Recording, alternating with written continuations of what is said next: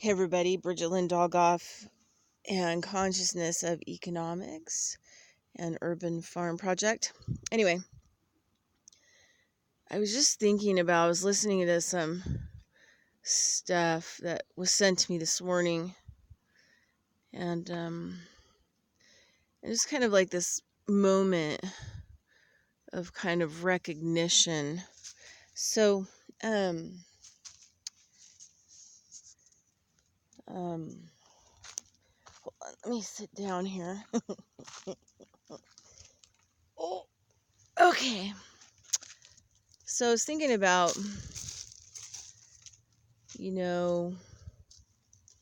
it's always difficult to try to figure out how to explain this reality to people, kind of to where they could really kind of grasp it.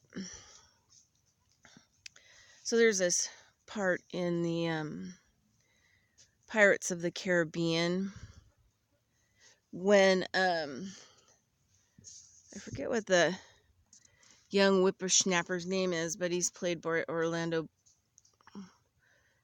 and his father, he doesn't really know that he's alive, and he's in Davy Jones' locker, deal aboard the ship, and his name's Bootstrap. Oh, sorry. That's a paradigm shift too, where, your dog takes a poop on video while you're talking about consciousness. I guess that's her 2 cents. Anyway, poop on this reality. No. All right. Anyway, so on the movie, I think it's Keira Knightley ends up on the ship, and she ends up talking to him, and he's like part of the ship. He's got barnacles and everything, and he's partially awake. And I think what wakes him up is that he hears his son's name, Josh Turner or something like that.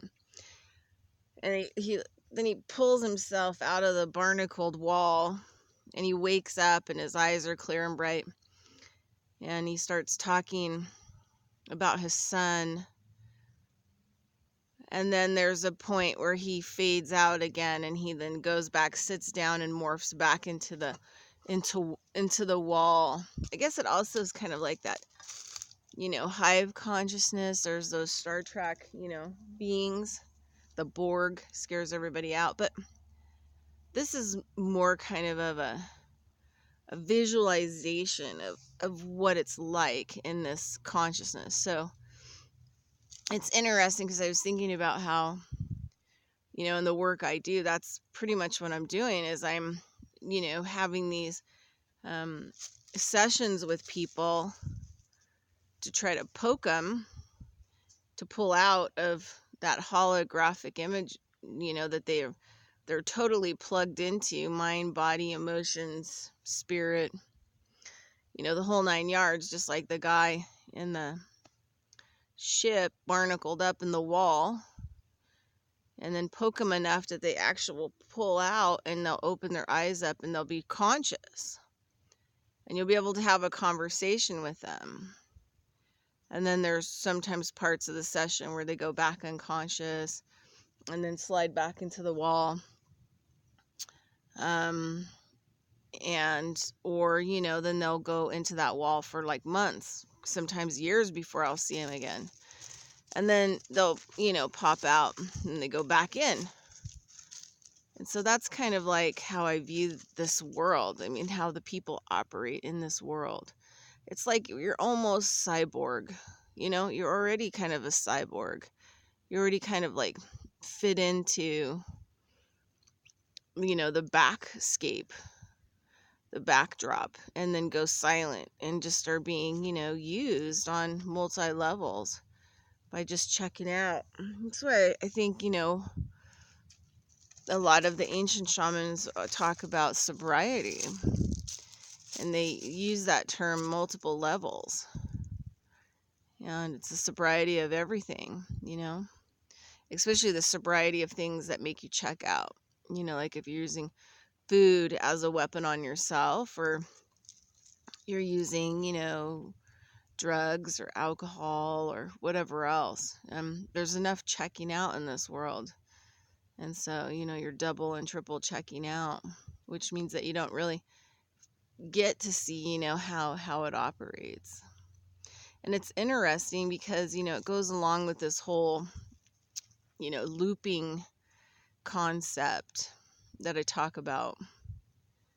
And that it's the same thing. You're like pull out of, if you want to call it the matrix or the hologram or whatever, because it's, you're plugged in and operating the whole system, but kind of as a silent, you're not even a witness. You're just like a silent battery, popping into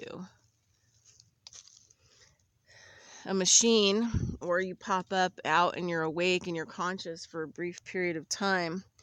But it's looping too, because people go in and out, in and out.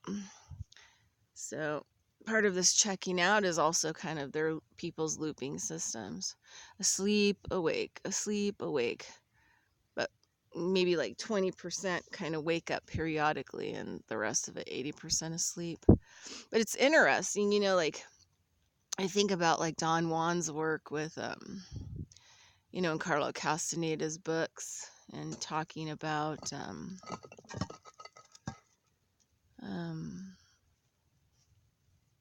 stalking. And it's interesting because stalking isn't really what you think it is.